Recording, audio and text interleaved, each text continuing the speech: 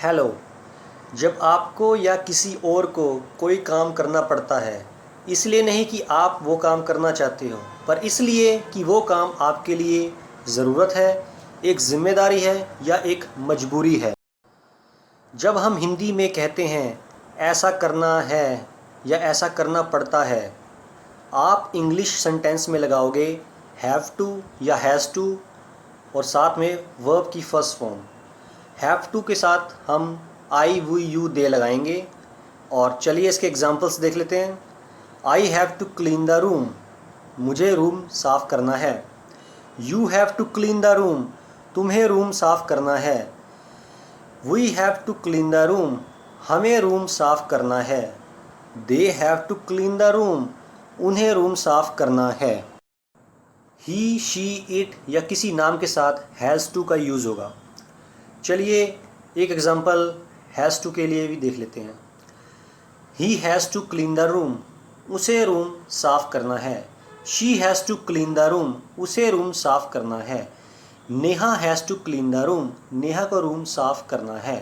Neha has to finish her homework, Neha को अपना homework finish करना है। चलिए अब नेगेटिव सेंटेंसेस को भी देख लेते हैं। You don't have to wait for me, आपको मेरा इंतज़ार करने की ज़रूरत नहीं। अगर हम कहते मेरा इंतज़ार मत करो, तब हम कहते डोंट वेट फॉर मी, पर यहाँ पर हमने कहा है आपको हमारा इंतज़ार करने की ज़रूरत नहीं है, तभी हमने यहाँ पर हैव टू का यूज़ किया है। शुक्र है मुझे शनिवार को काम पे नहीं जाना पड़ता। Thank God I don't have to go to work on Saturday, उसका बाप अमीर है इसलिए उसे काम नहीं करना पड़ता। His father is rich so he doesn't have to work. आपने ध्यान दिया कि हमने इस सेंटेंस में ही यूज़ किया है। मैंने आपको बताया था कि ही के साथ हैज़ टू लगेगा, हैव टू नहीं, पर यहाँ पर हमने हैव टू का यूज़ किया है। ऐसा क्यों? ऐसा इसलिए क्योंकि ये एक नेगेटिव सेंटेंस है। अगर हम कहते he is not has to work तो गलत हो जाता, क्योंकि टेंस के मुताबिक यहाँ पर नॉट नहीं डजंट आना चाहिए। हैव टू का यूज़ वहाँ होता है जहाँ पे डज़ और डज़ नॉट आए सेंटेंस में, और जब सेंटेंस में डज़ और डजंट लगा हो तब हैज़ टू बन जाता है हैव टू। इसके एग्जांपल्स हैं, उसे काम करना पड़ता है, ही हैज़ टू वर्क, उसे काम नहीं करना पड़ता, he doesn't have to work. अब कुछ सेंटेंसेस क्वेश्चन की फॉर्म में ले लेते हैं। हमें पढ़ाई क्यों करनी पड़ती है?